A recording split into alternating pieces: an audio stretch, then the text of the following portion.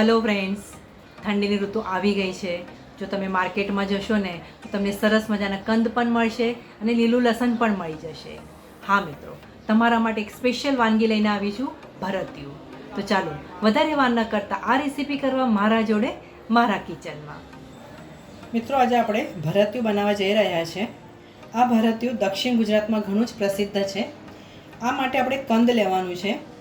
કંદની છાલ કાઢીને એને આ રીતે આપણે गोल गोल कापी लेवाना छे। आ कंद तमारे वधारे जाड़ा नहीं अने वधारे पातळा नहीं ए रीते कापी लेवाना छे।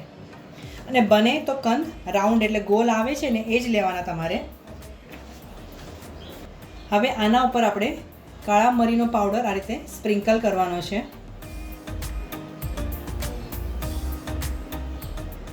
आ रेसिपी तमारी 3 स्टेपमां तैयार थशे। सौप्रथम तमारे एने मेरिनेट करवानुं छे, ત્યારબાદ એને સ્ટીમ કરવાનું છે અને પછી શેલો ફ્રાય કરવાનું છે। સ્વાદ પ્રમાણે મીઠું નાખીશું।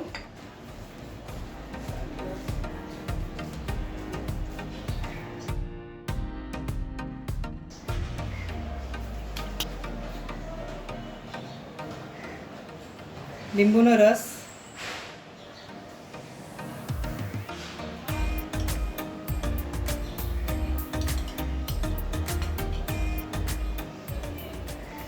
લીલા ધાણા નાખીશું આ રીતે।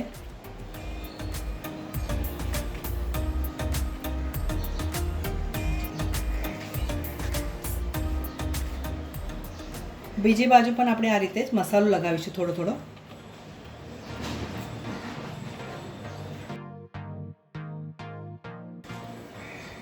આ રીતે પલટાવીશું એને। બીજી બાજુ ઉપર આપણે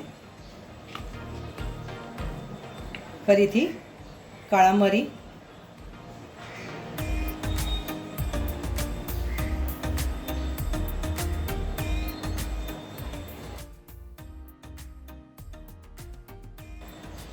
ફરીથી સ્વાદ પ્રમાણે થોડું મીઠું,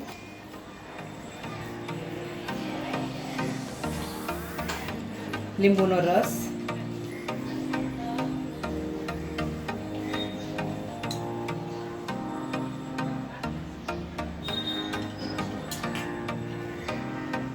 અને લીલા ધાણા।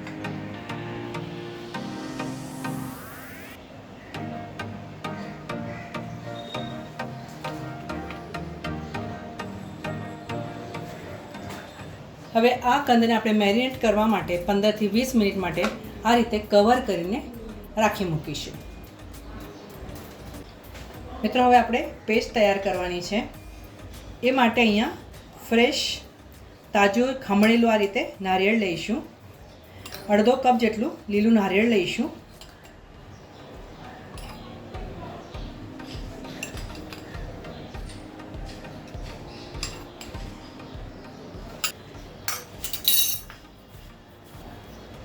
आठ થી 10 લીલા મરચાં, સફેદ તલ 1 થી 2 ચમચા સફેદ તલ લઈશું। લીલું લસણ લઈશું, 2 થી 3 ચમચા જેટલું લીલું લસણ લઈશું। મિત્રો, હવે ઠંડીના સિઝનમાં તમને આ લીલું લસણ આરામથી મળી જશે।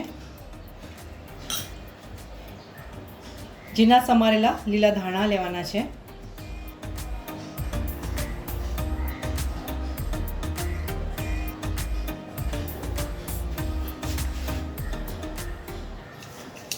અડધી ચમચી ખાંડ લઈશું અને સ્વાદ પ્રમાણે મીઠું લેવાનું છે।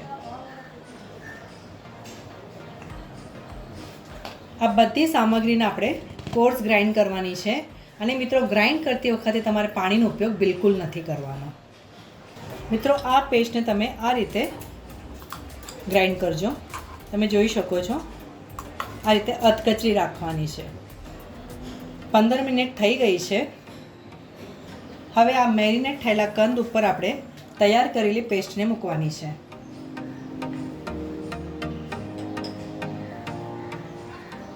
આ રીતે તમારે આ પેસ્ટને કંદ ઉપર મૂકવાની છે। હવે આ કંદ ઉપર જે તમે પેસ્ટ મૂકી છે એ જ સાઈઝનો બીજો કંદનો ટુકડો લેવાનો તમારે અને આ રીતે એને કવર કરવાનું છે।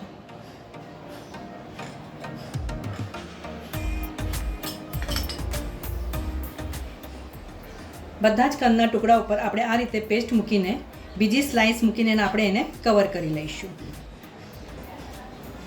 આ રીતે આપણે એને તૈયાર કરી લેવાના છે. હવે આપણે બીજા સ્ટેપ ઉપર આવીશું.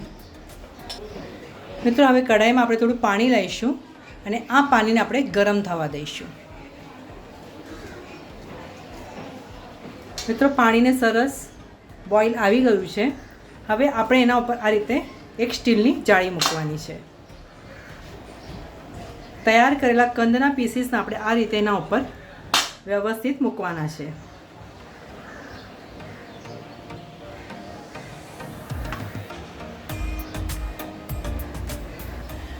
હવે એને આપણે કવર કરીને એક 10 મિનિટ માટે સ્ટીમ થવા દઈશું. ગેસની ફ્લેમ મીડિયમ રાખવાની છે. મિત્રો, હવે આપણે નોનસ્ટિક પેન ગરમ કરવા માટે મૂકીશું. પેન ગરમ થાય કે આપણે એના ઉપર થોડું તેલ નાખીશું. મિત્રો, જો તમને બટર ભાવતું હોય તમે બટરનો ઉપયોગ પણ કરી શકો છો. એના ઉપર આપણે થોડું લીલું લસણ આ રીતે પેન ઉપર સ્પ્રિંકલ કરીશું. થોડા લીલા ધાણા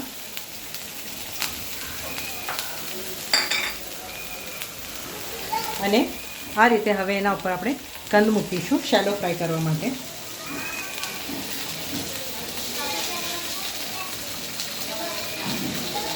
હમણાં મેં થોડું જ તેલ નાખ્યું છે. જરૂર લાગશે તો આપણે ફરીથી તેલ નાખીશું. મીડિયમ ગેસ ઉપર આપણે એને શેલો ફ્રાય કરીશું. આપણે આ રીતે એને તેલ લાગી જાય એ રીતે આપણે આ રીતે એને થોડું હલાવી લઈશું. આ કંદના ટુકડાને તમારે બંને બાજુથી સરસ શેલો ફ્રાય કરવાના છે. મિત્રો, આ ભરતિયું ખાવામાં એકદમ જબરદસ્ત અને સરસ લાગે છે અને આ સિઝનલ વાનગી છે. તો તમે આ ઠંડીની ઋતુમાં આ ભરતિયું જરૂરથી ટ્રાય કરજો. હવે આપણે એને બીજી બાજુથી પણ આ રીતે ગોલ્ડન બ્રાઉન કરી લઈશું.